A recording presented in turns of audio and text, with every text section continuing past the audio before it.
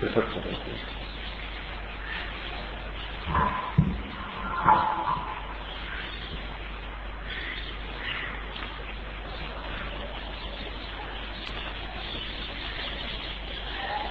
प्रतिदिन की भांति 3 बार ओम का उच्चारण करेंगे।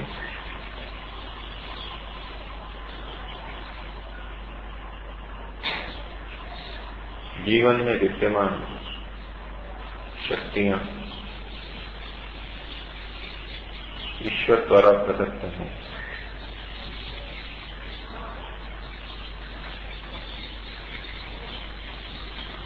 इस प्रकार का मन में भाव रखते हुए ईश्वर के प्रति कृतज्ञता, समर्पण का भाव, ईश्वर की विजय में ही हमारी विजय है।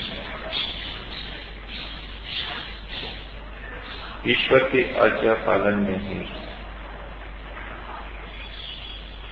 हमारा कल्याण है। ऐसे उस कल्याण स्वरूप परमात्मा का स्मरण करेंगे। श्वास करें।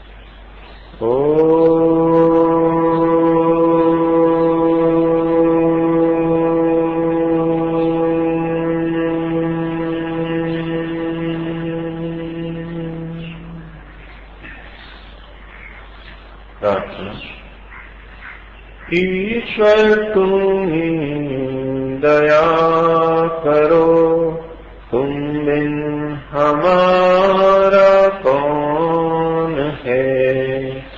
ईश्वर तुम्ही दया करो, तुम बिन हमारा कौन है। दुर्बलता दीनता हरो, तुम बिन हमारा कौन है। दुर्बलता दीनता हरो, तुम बिन हमारा कौन है। ईश्वर तुम्ही दया करो, तुम बिन हमारा कौन है। ईश्वर तुम्ही दया करो, तुम बिन हमारा कौन है। तेरा भजन तेरा मनन, तेरी धुन तेरी लगन। तेरा भजन तेरा मनन, तेरी धुन तेरी लगन। तेरी शरण में आए हम, तुम बिन हमारा कौन है। तेरी शरण में आए हम, तुम बिन हमारा कौन है। ईश्वर तुम्ही दया करो, तुम बिन हमारा कौन है। ईश्वर तुम्ही दया करो, तुम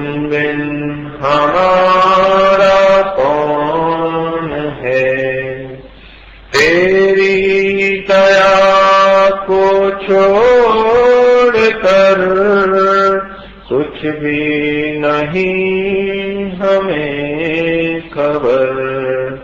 तेरी दया को छोड़कर कुछ भी नहीं हमें खबर। जाएं तो जाएं हम किधर, तुम बिन हमारा कौन है। जाएं तो जाएं हम किधर, तुम बिन हमारा कौन है। ईश्वर तुम्ही दया करो, तुम बिन हमारा कौन है। ईश्वर तुम्ही दया करो, तुम बिन हमारा कौन है। तुम बिन हमारा कौन है। तुम बिन हमारा कौन है। समुपस्थित सज्जनों, केनोपनिषद में तवलकार ऋषि ने अपने शिष्य को ब्रह्म का उपदेश अनेक प्रकार से दिया और ब्रह्म को समझाने का प्रयास किया। और यही उपनिषद का प्रयोजन था। उपनिषद को उन्होंने बता दिया। लेकिन जितना कुछ हमने सुना वो हमें भी लगता है कि बहुत थोड़ा सा है। और उस शिष्य को भी ये प्रतीत हुआ होगा कि तो बहुत थोड़ा सा है। कुछ परमात्मा के बारे में इन्होंने बता दिया कि सब इंद्रियों के पीछे वही शक्ति कार्य कर रही है। सब देवताओं का आधार वही परमपिता परमात्मा है। वो बड़ी इच्छा लेकर के आया था कि मैं उपनिषद ब्रह्म विद्या के बारे में कुछ जानूंगा, जिससे कि उस दिशा में मेरी गति हो सके। तो जब ऋषि ने इतना सब कुछ बता दिया और रुक गए, तो शिष्य जिस उत्सुकता से आया था वो फिर उसने उनके सामने रखी और कहा कि उपनिषदम को ब्रूहि। हे गुरुजन, आप उनको उपनिषद का उपदेश दें, उपनिषद के बारे में कहें। ये चौथे खंड का 7वां वाक्य है। ऋषि ने तो उपनिषद का कथन कर दिया था, लेकिन शिष्य को ये प्रतीत हुआ जैसे कि ऋषि ने कुछ और ही बातें बता दी, कुछ प्रासंगिक थोड़ी बहुत बातें बता दी। उपनिषद का कथन तो अब करेंगे, और उसका धैर्य भी चुक सा गया। वो जल्दी से जल्दी उपनिषद के उस रहस्य को जानना चाहता था। उसने फिर से निवेदन किया, उपनिषदम भो ब्रूहि। भो आचार्य, भो ऋषि, हे ऋषिवर, आप मुझे उपनिषद के बारे में बताएं। तो मुझको उपनिषद कहें, वो रहस्य की बात बताएं जिससे परमात्मा को पाया जा सकता है। और स्थिति बड़ी विचित्र है। ऋषि ने तो जो कहना था वो कह दिया, और शिष्य को लग रहा है कि कुछ भी नहीं कहा और वो उपनिषद को जानना चाहता है। ऋषि ने फिर उसको समझाया, उक्ता ते उपनिषद, तेरे लिए उपनिषद कह दी गई है। तू ब्रह्म को पाना चाहता है, जो उसके लिए आवश्यक है वो तो तुझे कह दिया गया है।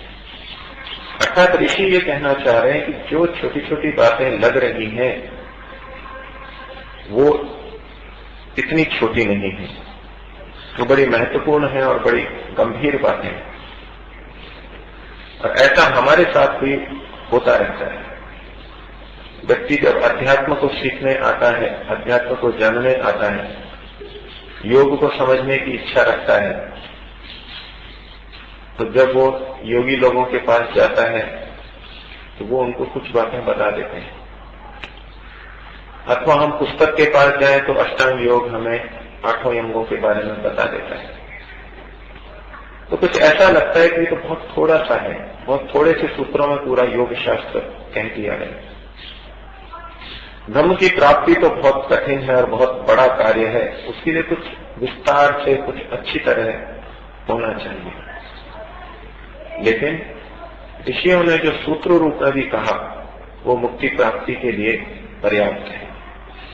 हाँ, उन छोटी छोटी बातों के भी रहस्य बड़े गंभीर हैं और उनके पीछे बहुत बड़ी बातें हैं। इस उपनिषद में भी जहां एक बात कही कि सबके पीछे परमात्मा की शक्ति विद्यमान है,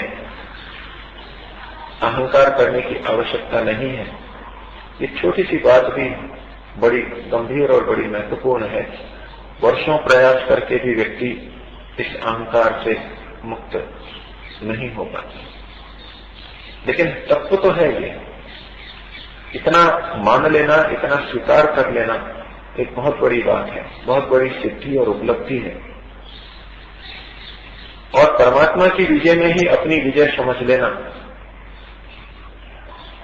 ये भी वास्तव में बहुत कठिन और बहुत परिश्रम साध्य चीज है। हम सामान्य रूप से भले ही कहते रहे ये सब परमात्मा का कार्य है, मैं परमात्मा का ही कार्य कर रहा हूं, लेकिन उसमें हमारे अपने स्वार्थ, हित, सुखों की प्राप्ति और दुखों की निवृत्ति, मोक्ष प्राप्ति में जो सहायक नहीं है, उन तत्वों की प्राप्ति भी कहीं न कहीं घुले मिले रहते हैं। और शुद्ध रूप से परमात्मा की विजय में ही अपनी विजय समझना, परमात्मा के हर आदेश के पालन में ही अपना कल्याण समझना, ये बहुत ऊंची और परिश्रम साध्य बात है। और इतना अगर कोई कर ले तो समझिए ब्रह्म के पास वो पहुंच गया। निश्चित रूप से वो वहां पहुंच ही जाएगा, बहुत शीघ्र पहुंच जाएगा। इसलिए ऋषि ने तो अपनी गूढ़ बातें संक्षिप्त रूप से बता दी थी, लेकिन शिष्य को ऐसा लगा कि जैसे कुछ बताया ही नहीं, और वो फिर से प्रश्न कर बैठे, क्योंकि मैं तो उपनिषद के लिए आया था आपके पास, उपनिषद सुनने के लिए आया था, मेरे लिए उपनिषद बताइए, उस रहस्य को बताइए। तो ऋषि ने कहा, ब्रूहि उक्ता तक उपनिषद, तेरे लिए वो उपनिषद कह दी गई। और कोई सामान्य उपनिषद, सामान्य रहस्य की बात नहीं कही गई। ब्राह्मीम वावते उपनिषद अब्रूमंती, तेरे को मैंने ब्राह्मी उपनिषद का उल्लेख किया है, उपदेश किया है, अर्थात परमात्मा के बारे में, ब्रह्म के बारे में तेरे को मैंने बताया है। मैंने वो उपनिषद दिए जो ब्रह्म को प्राप्त करा सकती है। हम भी विभिन्न प्रवचनों में, उपदेशों में जाते हैं, विभिन्न ग्रंथों का स्वाध्याय करते हैं। छोटी छोटी बातें हैं, बार बार विचारने के योग्य हैं, आचरण के योग्य हैं, उन्हीं से हमारा कल्याण बहुत दूर तक हो सकता है। लेकिन मन में ज्ञान की लालसा, जिज्ञासा ऐसी बनी रहती है कि और जानना चाहते हैं। तप के बारे में सुना तो ठीक है, तप को जान लिया, करके उतना नहीं देखा तो सोचते हैं कि कुछ और जानो। तप के बारे में तो जान लिया, और यम नियम के बारे में जानो, प्राणायाम के बारे में जानो, और इतना सब भी जान लिया तो फिर कुछ और जानो। एक पुस्तक पूरी हुई तो दूसरी पुस्तक, एक प्रवचन पूरा हुआ तो दूसरा प्रवचन। सुनने की, पढ़ने की, जानने की इच्छा लगातार बनी रहती है, क्योंकि अभी हमने करके देखा नहीं है और तृप्त नहीं हुए हैं। जब ऋषि ने कहा कि तेरे लिए तो मैंने ब्राह्मी उपनिषद का कथन कर दिया है, लेकिन शिष्य की जिज्ञासा को देखते हुए, शिष्य के कुछ व्यवहारिक कठिनाई को देखते हुए कि इतने मात्र से बात नहीं बनेगी इसकी, ये परमपिता परमात्मा की विजय में ही अपनी विजय समझने लगे। उसको कुछ ऐसा भी चाहिए जो वो कर सके। क्या उसे करना चाहिए, उसको उपनिषद की समाप्ति से पूर्व अगले वाक्य में, अगले श्लोक के अंदर पंक्ति में वो बोलते हैं, तस्यै तपो दमः कर्मे की प्रतिष्ठा। उस ब्रह्म विद्या के लिए, उस ब्रह्म उपनिषद के लिए, ब्राह्मी उपनिषद के लिए प्रतिष्ठा क्या है, उसका आधार क्या है, उसकी नींव क्या है। इस ब्रह्म विद्या की एक शरीर के रूप में, एक मकान के रूप में यहां परिकल्पना की गई। जिस प्रकार से मकान में नींव होती है, ऐसे इस ब्रह्म विद्या की नींव क्या है।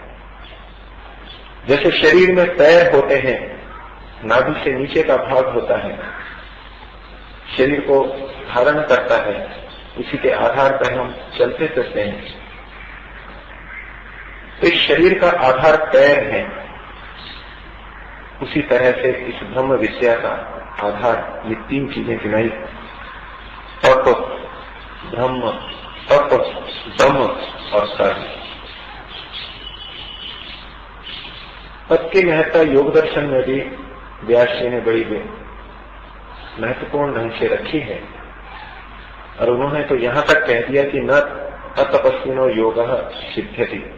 जो तपस्वी नहीं है उसको तो योग सिद्ध ही नहीं हो सकता, ये ब्रह्म विद्या सिद्ध ही नहीं हो सकती। कोई व्यक्ति ये सोचे कि मैं पूरी सुख सुविधाओं के अंदर रहता हुआ,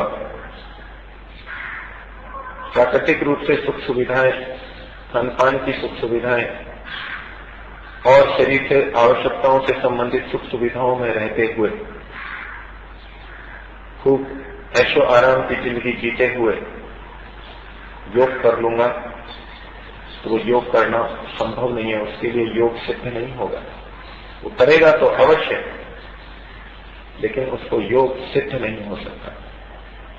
न अतपस्विनो योगः सिद्ध्यति, तपस्वी का योग ही सिद्ध नहीं होगा। क्यों नहीं होगा? उन्होंने कहा कि बिना तप के ये जो अनादि काल से चली आ रही वासनाएं हैं, संस्कार हैं, वो भिन्न छिन्न भिन्न नहीं हो पाते, वो कट ही नहीं पाएंगे, क्योंकि वो अनुकूलताओं में, सुख सुविधाओं के अंदर ही जी रहा है। इनको सहने की क्षमता है, मन में जो सामर्थ्य की वृद्धि है, संस्कारों का कटना है, वो बिना तप के हो ही नहीं सकता। तो यहां भी ऋषि ने इस अध्यात्म विद्या के आधार के रूप में तप को लिया। तप का मतलब है द्वंद्वों को सहना, भूख प्यास, हानिदार, मान अपमान, शीत उष्ण, इनको सहन करना प्रत्येक साधक और आध्यात्मिक व्यक्ति के लिए आवश्यक है। तो पहला आधार आश्रय प्रतिष्ठा हुआ तप, और दूसरा कहा दम। दम का अर्थ है अपनी इंद्रियों के ऊपर नियंत्रण रखना, इंद्रियों पर संयम रखना। इसमें सभी इंद्रियों का ग्रहण आ जाएगा। मन के ऊपर नियंत्रण रखना, आंतरिक इंद्रिय और बाह्य इंद्रियां सभी पे संयम रखना, ये दम का अर्थ है। और बिना दम के भी ये सारी साधना नहीं चल सकती। अगर दम नहीं है, संयम नहीं है, योग दर्शन की दृष्टि से देखें तो प्रत्याहार नहीं है, तो इस साधना के अंदर व्यक्ति प्रगति नहीं कर पाएगा, उसको सफलताएं नहीं मिलेगी, उसकी उन्नति बहुत कम होगी। तो दूसरा आश्रय बताया दम। और इसके साथ साथ तीसरी बात कही कर्म, वेदानुकूल कर्म, अपने आश्रम और वर्ण के अनुरूप कर्म। जिस आश्रम में हम रह रहे हैं, जिस वर्ण को हमने धारण किया है, उसके अनुरूप उचित वेदोक्त शास्त्रोक्त कर्मों को करना, यह भी आवश्यक है। उपासकों में, साधकों में ये विचार प्राय घर कर जाता है कि हमें तो ब्रह्म की प्राप्ति करनी है, मोक्ष की प्राप्ति करनी है, और हम तो साधना करेंगे, योगाभ्यास करेंगे, बाकी के कर्मों से, कर्तव्यों को करने का क्या प्रयोजन है? हमको पुण्य का अर्जन नहीं करना है, हमको तो साधना करनी है। ये लौकिक कार्य, ये सांसारिक वर्ण और आश्रम के कार्य, ये तो सकाम व्यक्ति करते हैं, जिनको कि अपना पुण्य संचय करना है और अगले जन्म में या इस जन्म में विविध सुखों को, उपभोगों को, साधनों को प्राप्त करना है। और इस तरह की मान्यता रख करके वो कर्म से विरत हो जाते हैं अथवा उनको न्यून से न्यून नगण्य प्राय कर देते हैं। लेकिन ऐसे व्यक्ति भी जब अकेले में साधना करते हैं तो कुछ समय बाद उनको भी कुछ न्यूनता, कुछ कमी अनुभव होती है और अवश्य होगी। जहां इस कर्म को मुक्ति की, ब्रह्म की प्राप्ति की, योग विद्या की, ब्रह्म विद्या की, उपनिषद विद्या की प्रतिष्ठा कहना इस बात की तरफ संकेत करता है कि योगी अभ्यासी को भी सदैव अपने वर्ण और आश्रम के अनुरूप कर्म अवश्य करते रहने चाहिए।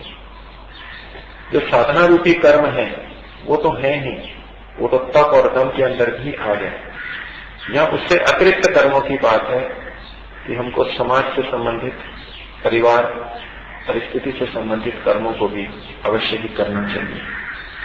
तो तस्मै तपोदमः कर्म इति प्रतिष्ठा, ये तप, दम और कर्म उस ब्रह्म विद्या के आधार हैं।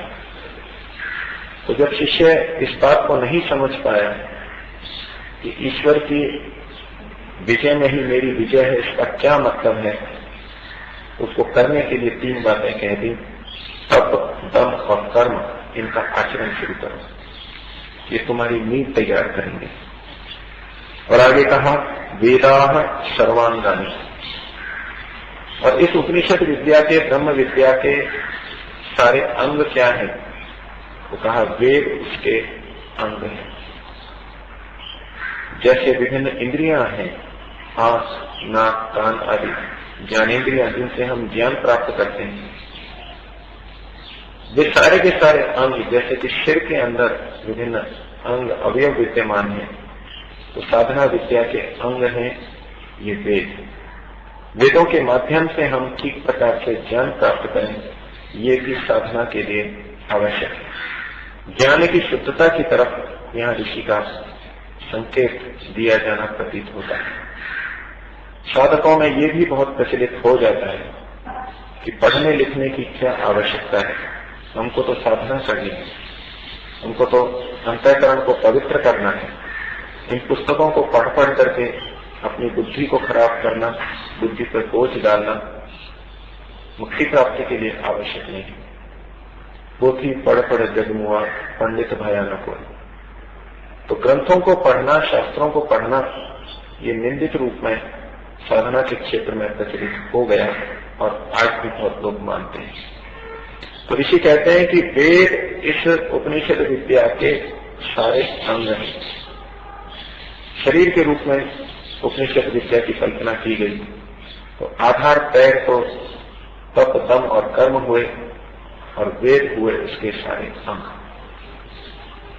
और आगे कहा सत्यम आयतन, और सत्य इसका घर है। शरीर का मध्य भाग जो सबसे महत्वपूर्ण होता है, जो मुख्य होता है, वो सत्य है। सत्य इसका घर है। आयतन का अर्थ आश्रय घर भी होता है। यदि मकान के रूप में कल्पना करें तो तप, दम और कर्म तो मकान की नींव हुई, और मकान के जो छोटे छोटे अंग हैं, खिड़की हैं, दरवाजे हैं, ये सारे के सारे वेद हुए, जिनसे कि आवागमन होता है, ज्ञान की प्राप्ति होती है, प्रकाश आता है।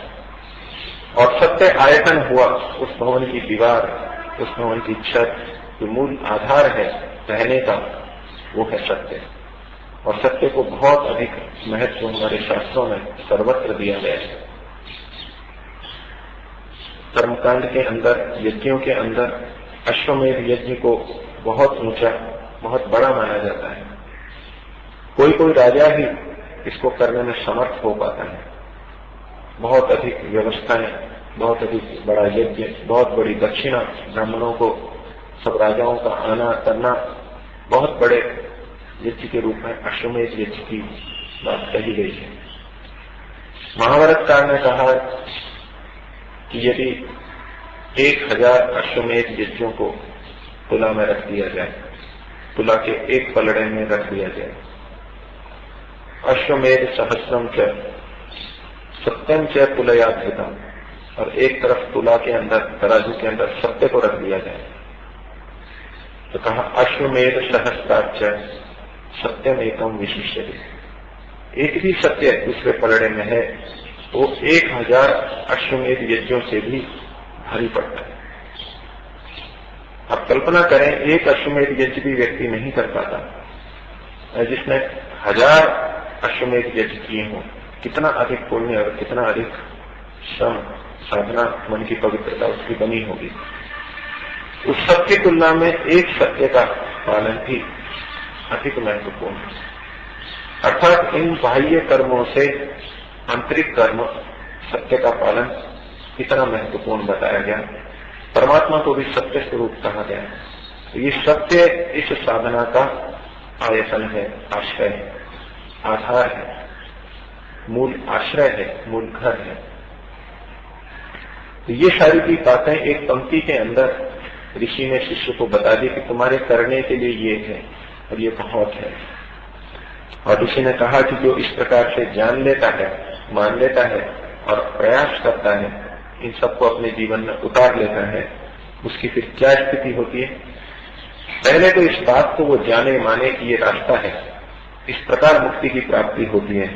तो उसका परिणाम, उसके दिशा, उसका रास्ता क्या बनेगा, वो केनोपनिषद के अंतिम वाक्य के अंदर ऋषि कहते हैं, यो वा एताम एवं वेद, जो भी व्यक्ति निश्चय से इसको यानी इस ब्रह्म विद्या को एवं वेद इस प्रकार से जान लेता है, जिस प्रकार से मैंने उपदेश किया, जिस प्रकार से ब्रह्म के बारे में बताया, बिल्कुल इसी तरह से जो जान लेता है, यो वा एताम एवं वेद, तो इस ब्रह्म विद्या को बिल्कुल ठीक इसी प्रकार से जान लेता है, वह अपहत्य पापमानम, अपने पाप को दूर हटा करके, जिसने इसको जाना है वो अपने पाप को हटा ही देगा, पाप उसके हट ही जाएंगे।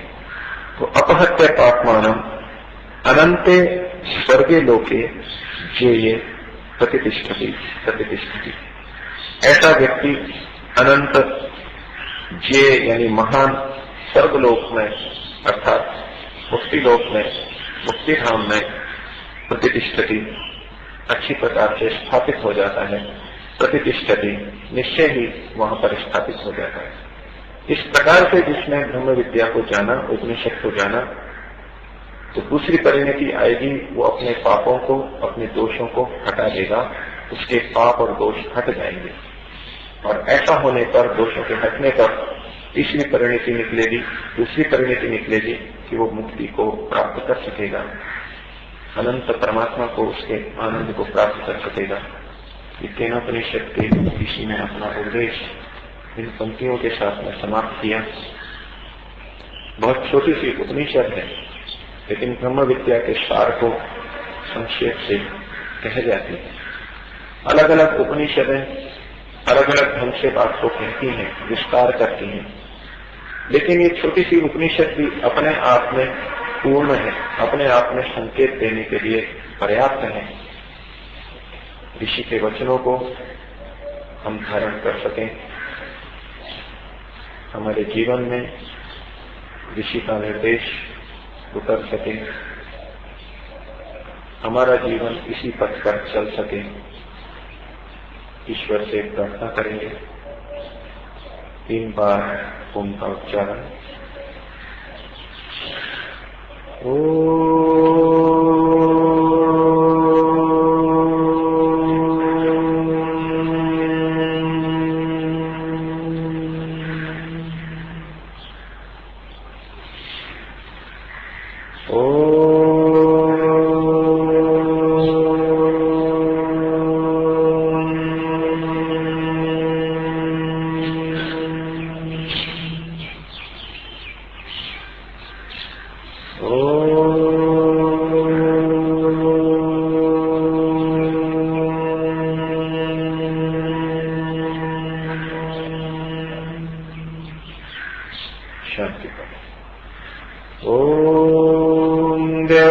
शांतिरंतरिक्षं अंतरिक्षं शान्तिः पृथिवी शान्तिरापः शान्तिरोषधयः शान्तिः वनस्पतयः शान्तिर्विश्वे देवाः शान्तिर्ब्रह्म शान्तिः सर्वं शान्तिः शान्तिरेव शान्तिः कामा शान्तिरेधि ॐ शान्तिः शान्तिः शान्तिः। वैदिक धर्म की जय जय हो। ब्रह्मा से लेके ज्ञानम पर्यंत विश्व की जय हो। संसार की सर्वश्रेष्ठ महान जय हो। पालन हो। ओ